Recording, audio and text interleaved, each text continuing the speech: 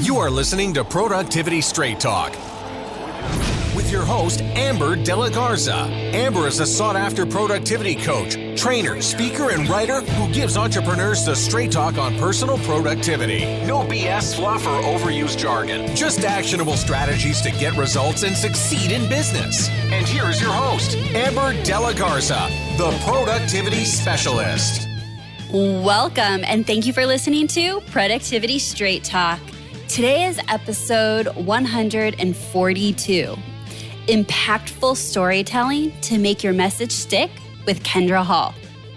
If you're a business owner or entrepreneur who wants actionable solutions to maximize profits, reduce stress, and make time for what matters most, then you're in the right place, and I'm so glad you've joined me here today. I am really looking forward to bringing this episode to you because you get to meet our guest, Kindra. You're going to hear how Kindra was on my preferred can't wait to get guest list. In fact, I reached out to her team because I had been turned on to her from some colleagues that had gone to the National Speakers Association conference that she spoke at and pretty much said she brought the house down.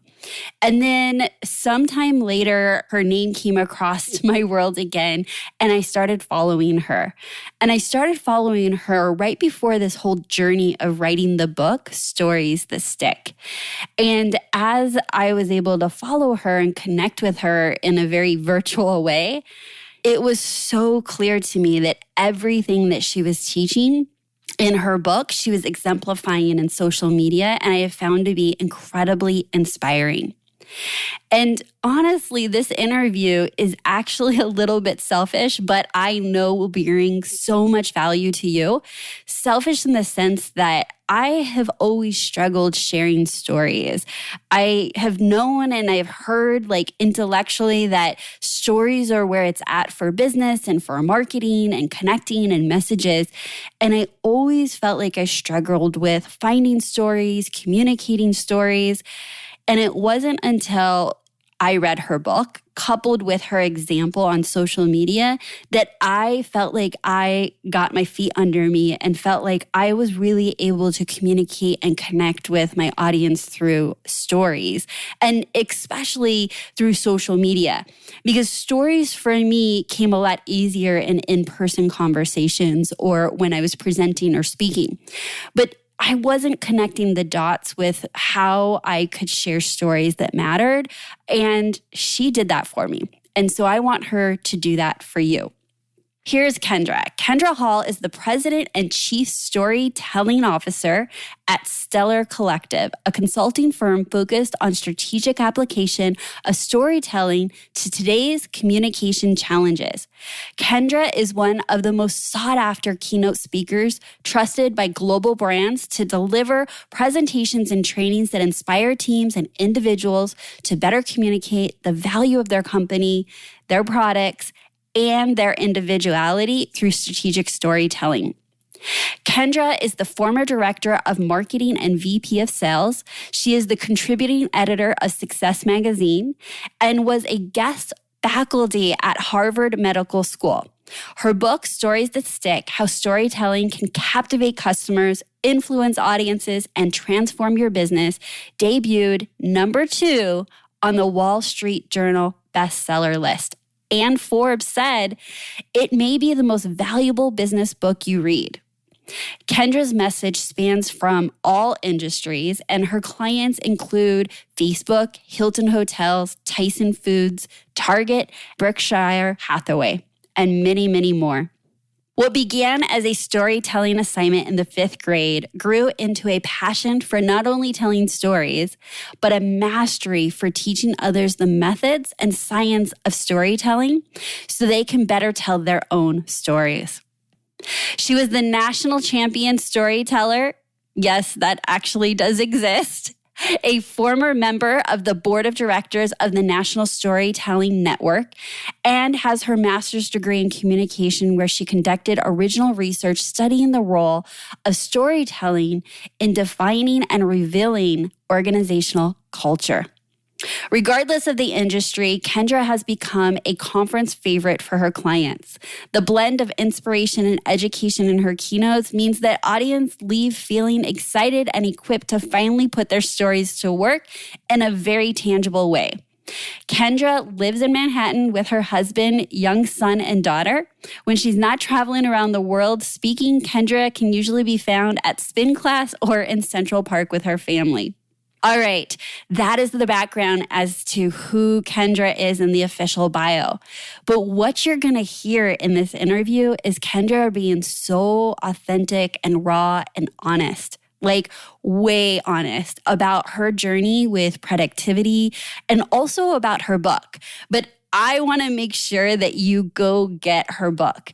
I, in fact, gifted this book to all of my one-on-one clients this past year because it was that impactful. So you're going to hear about the book and about storytelling, but be sure that we are talking all things productivity. And by the way, this was the first time I actually met Kindra. So I didn't know if she'd be actually open to this conversation and taking a left-hand turn to talk all things productivity. But as it turns out, she has a love for productivity. So this is definitely a do not miss episode. And now let's get to the straight talk. Kindra, welcome to Productivity Straight Talk. Yay. Thank you so much for having me. I'm so happy to be here. You know, I really believe people are people, but I'm a little nervous here. I have followed you for so long. It's been a one-way relationship for so long on social media. And I got to tell you, you are doing it so right. And I am so blessed to have you here. I had actually reached out many months ago and you were in the throes of your book launch. And I was like, and I finally deleted it. I was like, well, she's just really busy. Maybe we're not going to get her on. And then I was like, but that's not going to stop me. So I literally sent your book to every person I worked with in 2019 as a Christmas gift. And I got such great feedback. And then right after that, I got an email from Michael. And I was like, do they know that I bought that many damn books? No. Oh my gosh. That is amazing. That is so great. So he emailed you and said, hey, let's do this. Yes, which is totally understandable. And I thought, there's no way he could have found that email. And he totally did. And he closed the loop. And I was so, so thankful to hear back from your team. Oh, well, I'm so happy to be here. And actually, our side of the story was there were a lot of cracks and things falling through them during the couple months as the book was being launched and especially right after that whole time. We were just talking about it recently, actually, and it was just a blur. But I remember him saying, as we were talking about the calendar and this upcoming podcast, and he said, I remember when this email came in and I just glanced quickly and I was like, oh, it looks like it's just getting started. And he said, when we finally got out of everything and I could start to get back to catching up with all these things, he said her podcast had grown like whole bunch from the time you sent the email to the time he was finally going back and revisiting and reaching out to people. Yes. So congratulations to you. You should feel really good about that. He definitely made note of that. Oh, I appreciate that. No, I totally. And here was the deal is like, I knew what was going on because you do so well telling your story on social media of the journey that you've been on and exactly what you do. We did an official intro before we chatted here today. But I think that the best intro I can give, and you don't know this one's coming, is that I actually purchased your book on Audible along with the actual physical book. And I have a son, he's 9 years old, and I was listening to the audiobook and we were running errands and he loves, by the way, you're sitting in your son's room with the dog man picture behind you. Yeah, it's signed. It's signed. He got that it is signed. Amazing because he was probably sitting in the back of my car reading Dog Man. Okay. Oh my gosh. Yeah. Very similar. And we got to where we needed to go and he's like, no, don't stop it, Mom. Can we just sit in the car? He was enthralled with your storytelling in a business book. In a business book for a 9-year-old. Yes. And I was like, oh my gosh, she's doing it so right. Like she is exemplifying telling stories that attract and like bring you into where you get to the grocery store and you don't want to get out of the car. You're like, no, we just have to finish the story. Oh, I just love that is a dream come true for me. So thank you for letting me know that. That's great. Tell him I say hi. I will for sure. We were talking this morning about you. I said, I get to interview her today. Oh. So he definitely knows. All right. So Stories That Stick was created because why? Like, what was that burning passion in your heart to go through this journey of writing a book and bringing this message to the world? Oh, that's a great question. Well, I think, storytelling has been my calling. It was the thing that I believe I am here to do and to serve, and the message that I'm supposed to spread. And so I've been telling stories and studying stories and using stories and helping other people with their stories, and then speaking about storytelling in my job as a keynote speaker. So when it came time for the book, I mean, the easy answer is it seemed like an appropriate continuation of that message. But additionally, two other things. One, I really wanted the way I understand and see stories and my belief that anyone can use them. Like anyone, it doesn't have to be overly complicated. You don't have to be a creative writer to use stories in the work that you do or in the relationships that you have. I wanted all of that to be in one place. When you give a keynote speech at events or conferences, you get 45 minutes to an hour. So it's a really condensed version of a lifetime of study. A book gives you a little bit more time, a little bit more breathing room, and an opportunity to go deeper. So that was one of the reasons. And the second reason was really, I had purchased other storytelling books. I had other people say, "Oh, I've been trying to use storytelling in my business. I got this storytelling book," and this sentence, like the conversation always ended the same of like, "But," like it wasn't. It's complicated. The thing that they were looking for still wasn't out there, and I knew that. I knew that, and so that was the other thing driving this book is I'd seen people almost give up on that they would be able to tell stories. And I wanted this book. There was urgency for me behind it because I wanted them to know, no. There's an easy way not easy, but a simple way to do this and a way to break it down so that anyone can use their stories when they're finished reading this. And it's my hope, that they keep it there as a reference, I just got a comment on Instagram before we came on to record this. And a woman said, "I'm working on my company's history, like their story, the company that I work for. And I have your book sitting on my desk as my Bible, as my checklist, and that's," you mentioned that you had the Audible and the book. And that's, I want it to be a resource in that way. So that's really what was behind writing it. And so the stories that you told me and when I hear from other people, I feel like the book achieved that. It makes it worth it. Because writing a book is a lot of work. Yeah, I mean, by this point, I think you know that you achieved it. But in my own personal experience in the story is I had always felt like that was for someone else. Like that seemed so complicated. That was so many parts. I've read those books. I've attended like all of those people that had said how important stories are and here's how to do it. And I was those people that left like, wow, why isn't this not clicking for me? Yeah. And when I read your book, it clicked. And I'll say that it's also reading the book and then seeing you in practice doing it on social media. Right.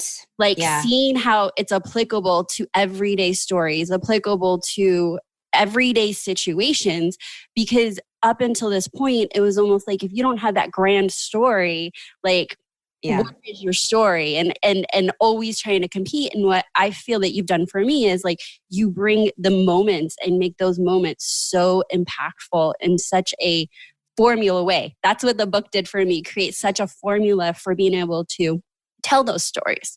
Well, and I don't think you're the only one that has felt that way. And that's where some of the misconceptions about storytelling in business, in branding and marketing and sales have come together, is that it does need to be big, that it's like you need some grand story. And that just isn't the case. Brands are built up from lots of little stories about the people that have created that brand or the people that experience that brand. I posted a story the other day about watching a guy. He was walking down the sidewalk and he had just come out of a pizza shop and he like took a bite of this piece of pizza and he just stopped. And I live in New York City. So of course everybody's hustling, everybody's running. He just stopped in the middle of the sidewalk, which you're not supposed to do, and just ate this piece of pizza. I was walking towards him with the biggest smile on his face. And I thought to myself, and it made me smile. His happiness made me smile. And it was like this feeling that then I thought, I want to pay that forward. I want to go into the world for the rest of the day today as happy as that guy who had to stop on the sidewalk to enjoy his piece of pizza.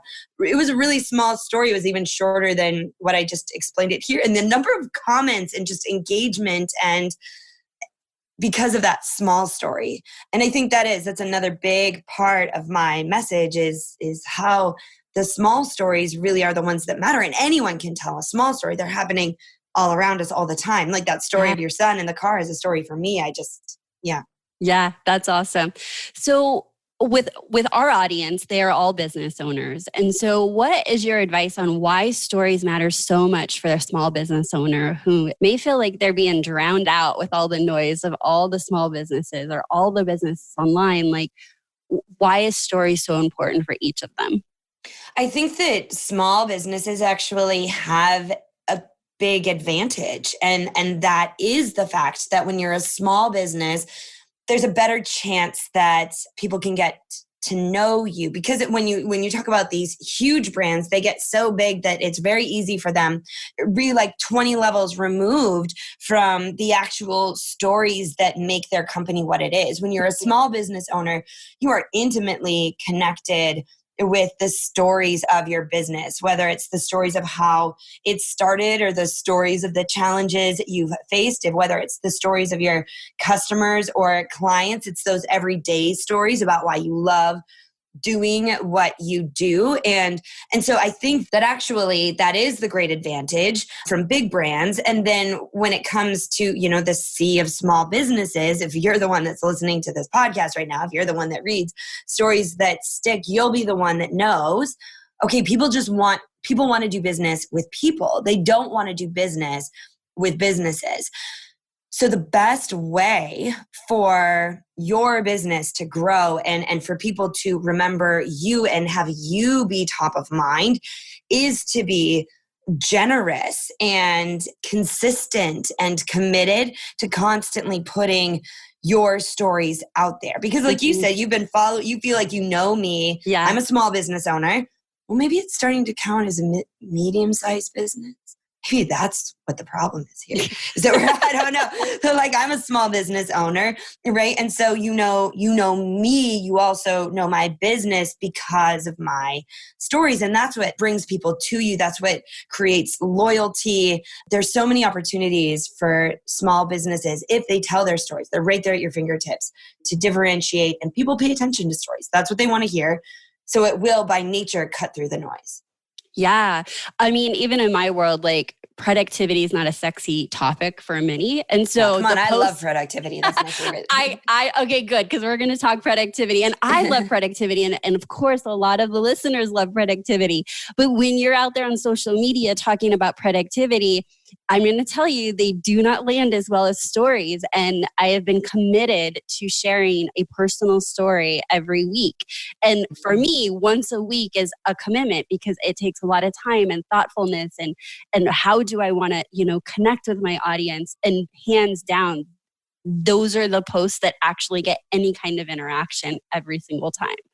Well, and it's true not just for social media, but also for like emails for the small business owners that are maybe not so much on social media, which you should be because it's, definitely a place. But if you stay in contact via email to include stories in your email, if you send out physical mailings, people just throw those away. But if in big, bold type, there is something that hints at the fact that if you read the rest of that small paragraph, there's a story there, people will listen to it. And you are not wrong by saying that once a week is a commitment to tell a personal story. I've been telling stories for 2/3 of my life. Like this is my default. This is how I operate. And I still I have some weeks where I'll have like a couple days in a row where stories are just happening all around me and I'm madly entering them into my notes app on my phone, trying to remember them. And then I just had this past week where there was just, I don't know if I was too drowned in all the work that I had to do, but stories just weren't coming to me as easily. So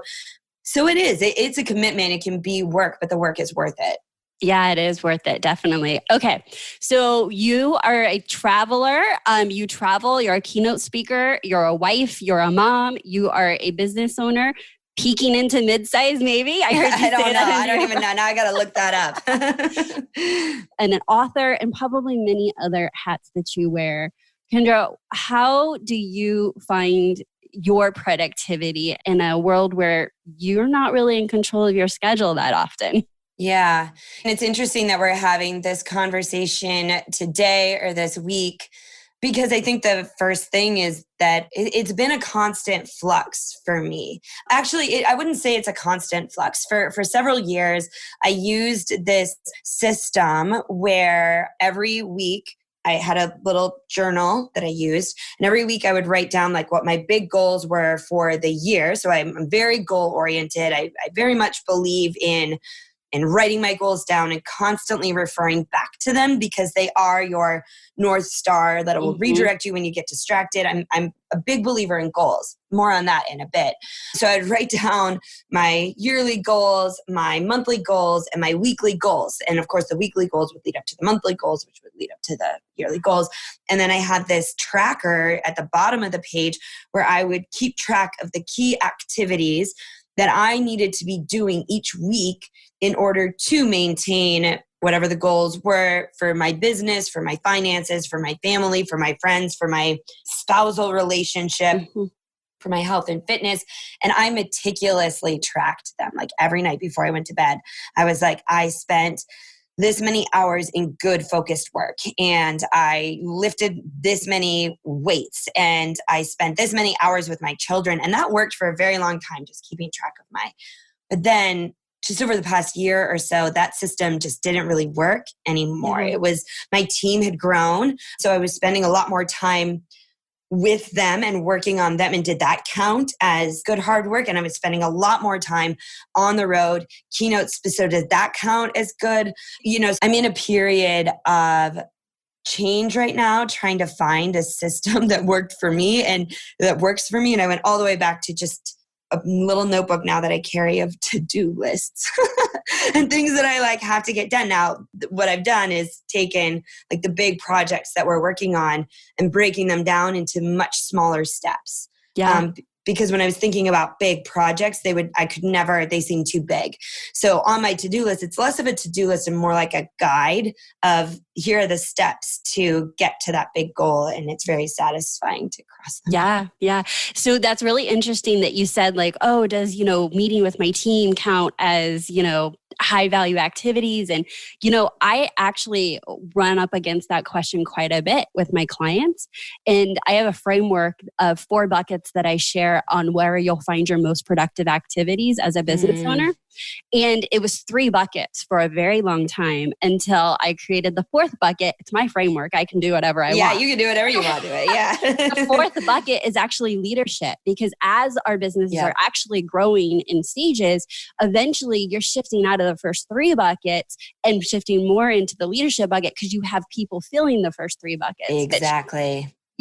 For just like a snapshot, the first one is marketing and visibility activities. Second one, sales activities. And then the third one is actually servicing the clients. So as you're growing, it makes sense that you're shifting more into the leadership bucket, because you're not the only one that can do those other 3 buckets. Yeah. And there was a lot of guilt about no, I still need to be doing these high value activities, but it feels like a drain to have to meet with my team, and there's so many meetings. And, just sharing that shift of giving maybe a permission slip, that is a high value activity. Yeah. We show up different to those meetings. We're every minute I'm pouring into them, they're multiplying the things that are getting done. Yep, exactly. You can't grow beyond, and we were definitely getting to the point where we were capped out. I was capped out. My husband, Michael, we worked together. He was capped out. He's also a primary parent. So, it's one thing to work together and also raise a family together. And we have the person designated as the primary parent, who's the person that if somebody, let's say somebody at school gets sick, the kid gets sick, the nurse calls him, not me. He's the one responsible for, because I'm doing this. Right. And usually now I'm on the road anyway. So, which was interesting because the school still calls the mom. That's a different topic. That's a whole nother conversation I could have even. My daughter was so funny. One day she was in the nurse's office and the nurse is like, I'm going to call your mom. My daughter's like, you have to call my dad. She's like, no, I'll call your mom. She's like, no, you're supposed to call my dad. My mom is on a trip. Well, I will call your mom. And she's like, my mom is on an airplane. You have to call my dad. It was so like my daughter advocating for herself. But again, that's a different thing. I But love that she advocated for herself. Well, she's like, she knows. She's like, what? She doesn't understand what the problem is here. Like, why don't you understand that you're like, she sees us as, she knows dad is the primary parent. Yeah. But he was capped out between those responsibilities. My business manager, who we've recently discovered is doing 2 jobs. And so we've now hired a new person who will be starting shortly to take one of those jobs away from this person that's been doing 2 jobs. She was capped out. And so then, how do you grow if everybody's suffocated? And you can't. Well, and I would imagine that everyone grew because you guys were like, not just like walking into new territory, like running into new territory. I don't imagine you knew what this journey would be and the success the book has brought. And so holding on and wanting to take care, all those opportunities as they come could feel messy when it sounds like you were very, very structured before, tracking everything. Yes, exactly. You're absolutely right. Like I measured every ounce and I couldn't measure. And then I would be measuring all of them. I couldn't do that. So things had to change. And we're right now in the process of changing. And even just over the course of the past couple of days have made some big changes in a lot of different ways that I think as time goes on and we have a chance to play out are going to, that's the beauty of productivity is it should allow for more of what it is that you really want both in business and in life. So that's what we're looking forward to right now. Yeah, I love that you shared that experience with us because I think that people think productivity is like something you get to and then ta-da, like you're just a productive person. Yeah. But it changes. Like what feels right or what works for us changes with seasons, not just in our business, but our personal lives. Like something can change personally.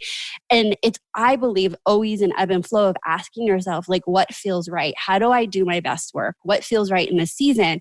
Because there's a lot of guilt that can happen with like, well, that's the way it was. It's not now, so it's wrong. Mm-hmm. Well, it's not wrong. It's actually just changed. And that's okay. So I love that you shared that you had such a change and you're getting ready to go through another change. And I'm sure it'll bring good things. Yeah, I'm excited about it. So it's good timing to be talking. Though I feel like it should have been like 6 months from now and then I could tell you how it went. But you get to see it at the beginning. You'll be able to see it play out on Instagram.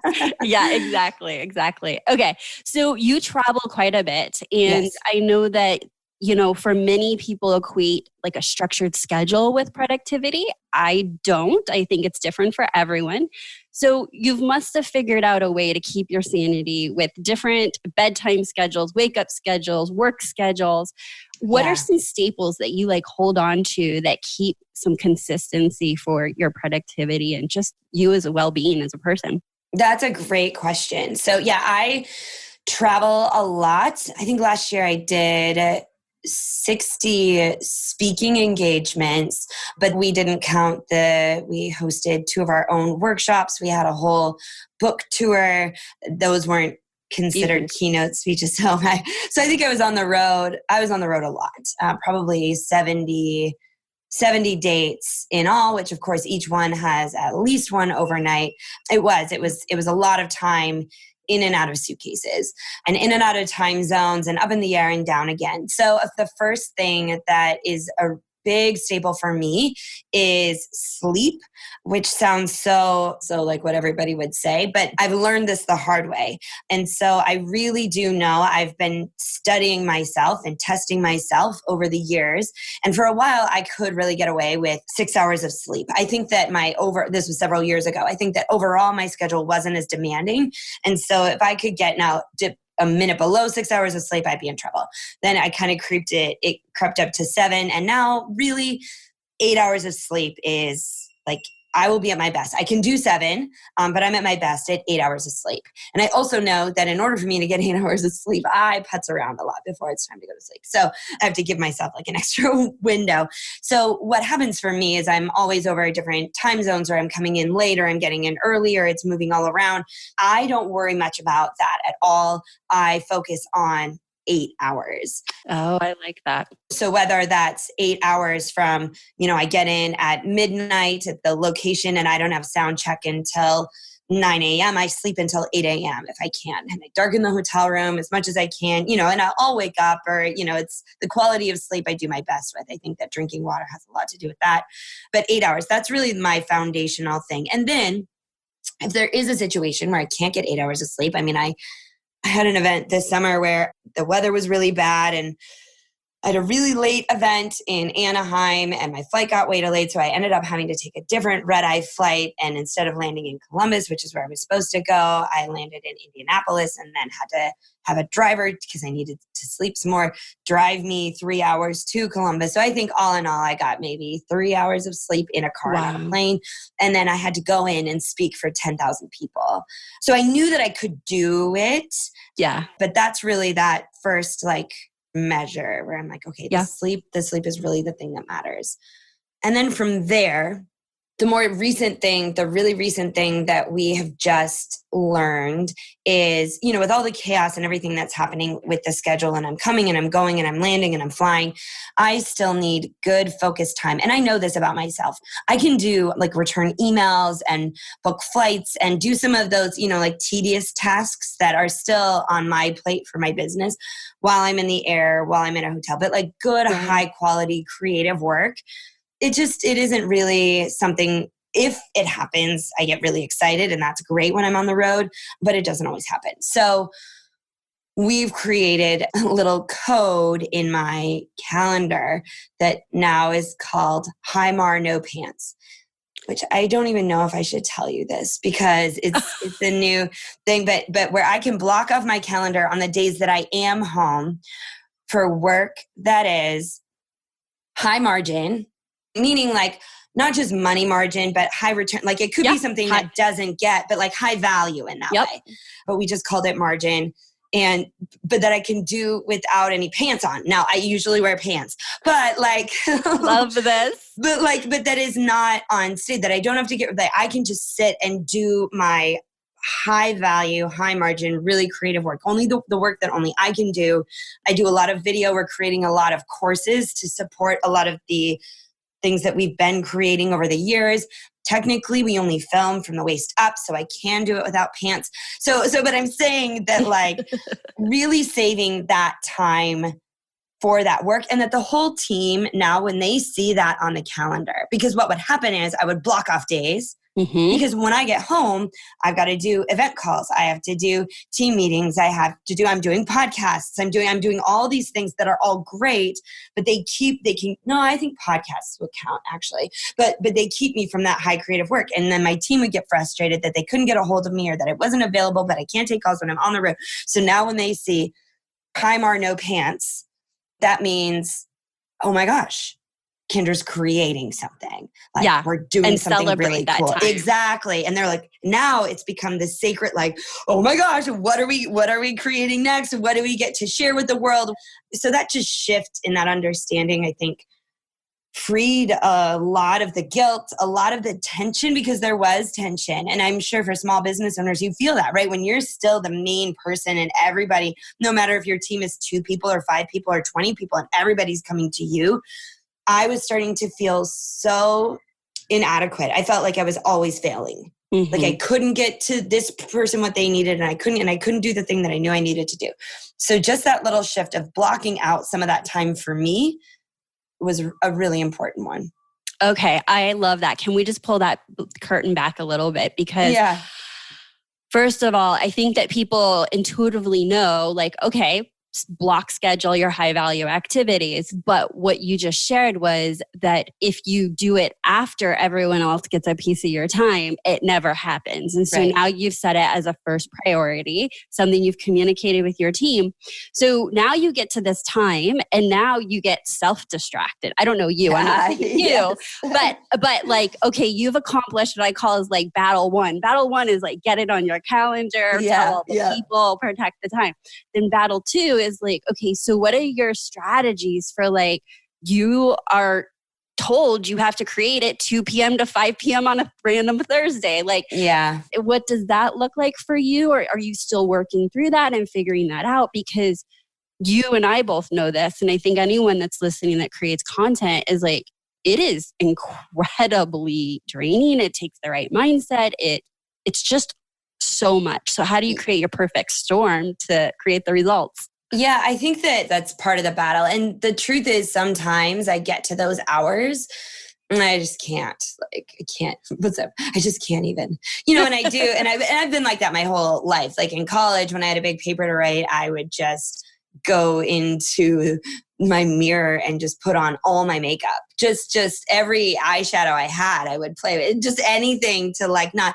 But at the same time, often when I have a big piece of content to create, there is a marination process to it. So even back when I would be like putting on just 20 layers of eyeshadow, I was putting it on thinking about the thing that I was supposed to be working on. So that being said, it is really important. So one of the things that I do is when I get up in the morning or I take a look at the overall calendar and what project we're working on right now, what is the item that's supposed to go in that sacred time, I'm really aware of it. And in the early phase of each project, I give myself that grace to be distracted, to, maybe mess with my closet or do the dishes or because I work from my home.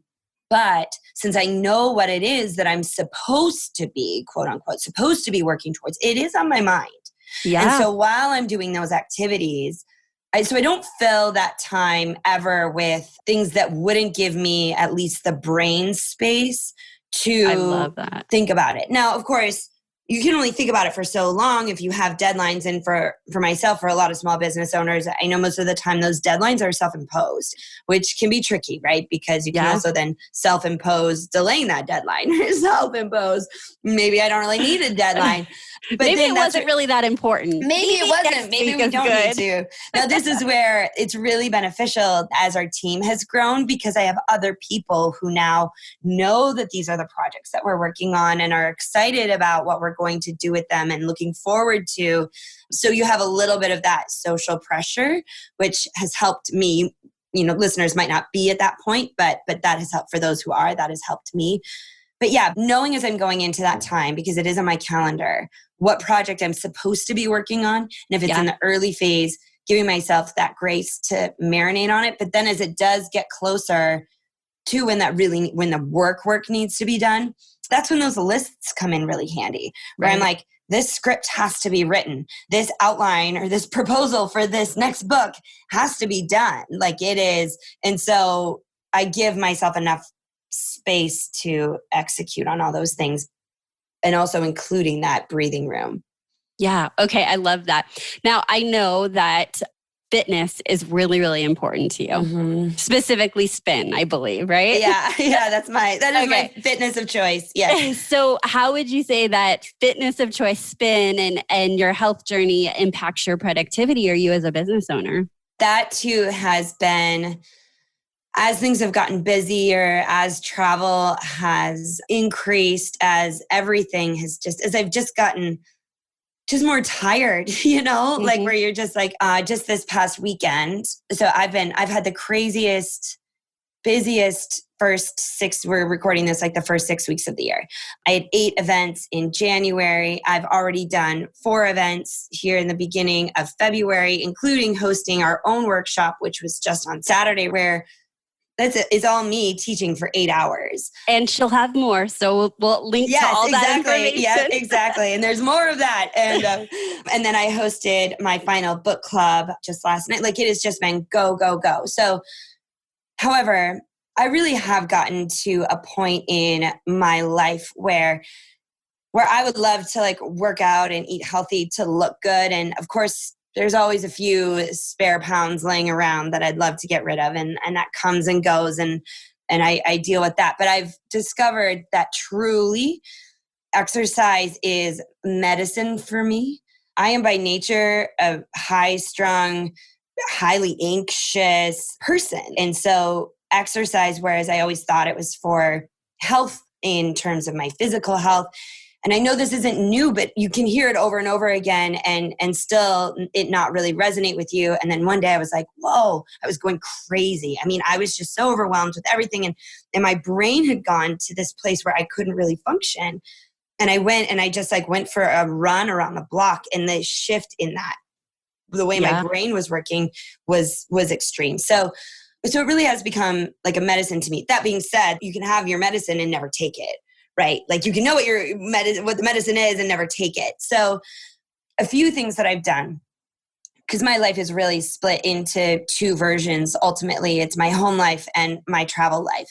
My home life, I have prioritized my spin class or my running. And when I say prioritize, I now, the calendar that the whole team is working off of, I am not available before 10:30 a.m. because we leave to drop the kids off at 8. I go to spin at 8:30. I get home at about 9:30, and then I want time to shower. Like I used to cut that out, and then I would go walk around the whole day and feel gross. So maybe it means I'm missing opportunities. I don't know, but I now know that like that is just how it has to be. And I did it. 10:30 a.m. I worked hard. And then you work harder, because I got that in. There were times when I was like, oh, I'll just go to the really early spin class and then I can start my day earlier. But what I found myself doing is just always canceling that early morning and not going. And then I'd be like, oh, well, I missed it. And then I'd feel bad about myself. And in New York, if you cancel your spin class, you're out $35. So not only that, but you just spend $35 on nothing, and which makes you feel even worse. So I was like, nope, I love this instructor at 8:30 in the morning. So I always go then. That's my at-home life. I love that you just created that as a non-negotiable. Yeah. And you've created the structure of your schedule based on what you know you need to be your best person. So I love that. Yeah. Like there are enough times where other circumstances come up that it doesn't work for whatever reason. And like, I'm going to make sure that the default is that I get that time. And then when I'm on the road, it's definitely more challenging. And so I go back and forth between lifting. Like I really don't like running on treadmills. It really hurts my body. So sometimes if it's just been a really grueling traveling week, I'll just lift. And then I feel like I'm stronger anyway when I get back home. Otherwise, the other thing that I've been doing is just running for 2 miles, just something. Just something to be consistent. 2 miles goes by fairly quickly. I mean, you can do 2 miles. And if I really don't want to do 2 miles, I'll just do 1 mile. But just a little bit of exercise for my head and to keep the habit consistent. So that was a long answer to a short question, but I feel strongly about all of that. I told you I'm obsessed with productivity. I love it. And you know what I heard you say is like, it can be challenging. And you gave all the examples because you could have just answered, yep, health and fitness are important. And I go to a spin class and I run 2 miles, and everyone would be like, oh, Kindra, that's so amazing. But you're telling the whole story. It's like you do it even when it's challenging. You do it when it's hard. And also, what you said that I just want to echo for people to hear is that you've created what your default is, and that you know that there will be exceptions, but that doesn't mean not to have your standard default that serves you well. Yeah. Well, and that was even tomorrow. I fly out tomorrow, and I booked the flight for like 12:30 because I knew that would give me enough time to go to spin, rinse off, get picked up, and head to the airport. I didn't take the 3:30 flight, and I didn't take the 6 p.m. flight. And fine, if a snowstorm comes through. Oh, can you hear the ambulance in the background? I love it. True New York living for real there. So all those things could happen, but I'm setting myself up to get that in because I'll be better. I'll be better as a result. Awesome. So I've listened to some other interviews you've done, and you kind of said it briefly, but are you working on another book? And what can you tell us about that? I know. I am. It's I know we were chatting before we officially started working, but writing a book, it is a lot like, I have 2 children. I've been through that process, and writing a book is, I will say it is very similar on so many different levels, and including like how hard and draining it is, and how you're in the process of it and you're like, I will never do this again. What was I thinking? And there was a time shortly after, because it's easy to think that writing a book is what writing a book is all about. And certainly that is a big chunk of it. But there is also selling a book, which is an entirely different beast. A family affair for you. Yeah, exactly. Yes, exactly. Kids included. Yeah. And which, since you mentioned that was something that was really important to me, and something that, and we can come back to the book. I'm not avoiding the book question and answer, I promise. But I know, like, as a business owner and also having a family, it could be confusing to the kids. Like what, and especially since so much of my work is like is out of town even, and we don't go to an office. Like we bring them to school and they know that we are at the apartment the rest of the day. Like this is where we work. And so it could be really confusing to kids when they don't have a parent that's, oh, I'm a doctor, or I'm a dentist, or I work for this company, I go to this office. And so one of the things that was really important to us from the beginning as this transition was happening is, as the business was growing and it was taking me away more and involving so much more from both Michael and I, to also involve the kids. So, they saw me speak for the first time, I want to say 4 years ago. So they not often, but when it works with their schedule, they will come to my keynotes so they can see what it looks like on stage. We were at a big event it was about a year ago, and it was a direct selling event. So it was really enthusiastic, and the kids were sitting in the back. I was sitting with them in the back in the room, and one of the women was up on stage, and she's like, who wants to pursue their dreams? And the whole audience is like, I do. And my kids were like, me. And they were cheering along with it. So it was really like, it's been really cool. And then when it came to the book process, they were very involved in the book and selling the book and shipping the stuff. So it's a piece of advice that I would give any opportunity that you can involve your kids, because now when I'm leaving and I'm gone, they know why, and they know what it's for, and they know what it's about, and they've seen me be that person, because yes, I'm meant to be their mom, but I'm also meant to do this other thing. And they can see that, they can feel that. So any way that you can incorporate your family, we have found it to be extremely helpful and to reduce the natural friction that comes with balancing a work life and a home life. So that being said, the book writing process is an intense one. But just like having kids, shortly after you have the first one, you're like, oh my gosh, I love this baby so much, I want to have another one. So there is another book that is in the very early stages. And it's actually been an interesting process in a different way, because stories that stick, I didn't know all the nuances of what I would include, or, there was a lot that went into it, but it was very clear to me what the outline was, what I wanted it to accomplish. This next book is not as clear right up front, and it has a little bit of a different tone to it as I'm thinking about it now. And quite frankly, having stories that stick, I feel like it did what I wanted it to do, and which makes it almost, it's like an artist who's afraid for their sophomore album or something. Like I'm nervous about. So I've been doing a lot of talk about the anti-productivity. I've been doing a lot of procrastination, a lot of marinating, a lot of thinking about this idea and then pulling away from it. But the powers that be are starting to call and are asking for. So when you wrote the first book, Stories That Stick, was it clear to you there was another book? Like when you were going through the outline, you said you knew what the outline was, where you're like, well, maybe I could go deeper on this other topic. There is another book? Or was it like just get through the first book and then you got done and you were like, oh, there is a second book? Well, I was very focused on, I did not write stories that stick with the intention that I'm going to hold back here and then this next book, or not even hold back, but like, oh, this is where the next book will come. I've always known that I have a lot to say about the power of storytelling in a lot of different ways. Yeah. And so I knew there would be other books. It just wasn't exactly clear which one would come next. And I think I know what it is. And now I've just got to do it. Well, I wish you all the best of luck because this book for me has definitely made a big impact. And the feedback I've gotten even from my clients that I've shared it with have been too.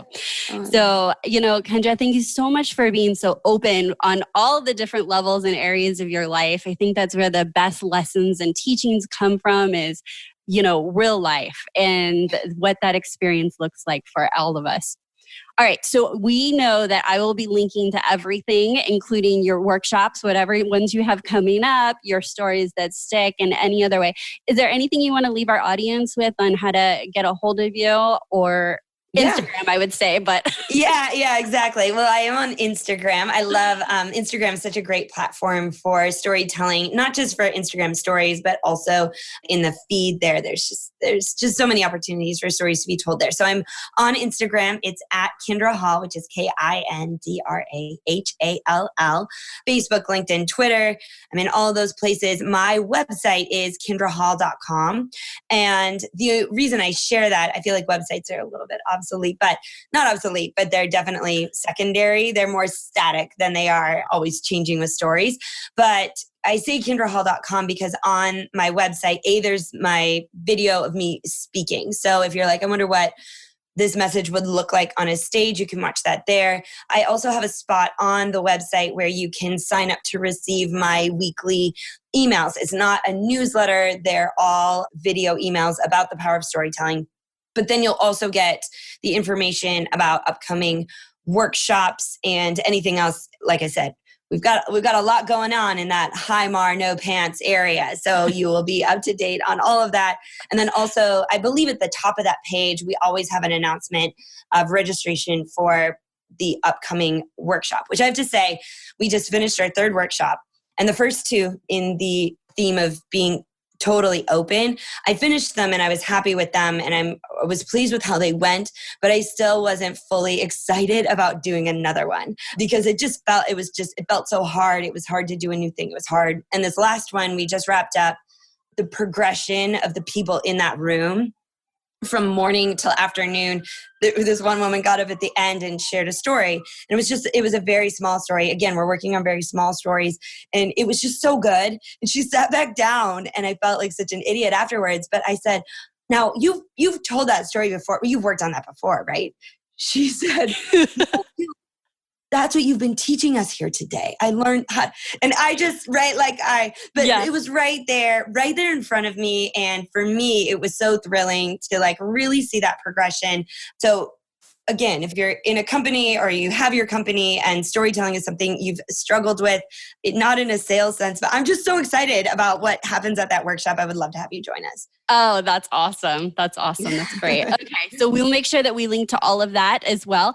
I would love it if you would share this episode and tag Kindra and myself, Amber_de la Garza, and let us know you're listening and let her know that this time that she invested with us was worth it because you're going to come follow her and go to her workshops. Yay! And I'll repost all of them. So yeah, tag me in it.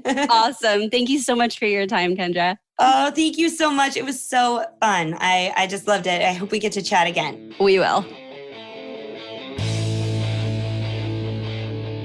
Thank you so much for tuning in this week to Productivity Straight Talk. I know there's a lot of options out there, and I do not take lightly that you are tuning in each and every week.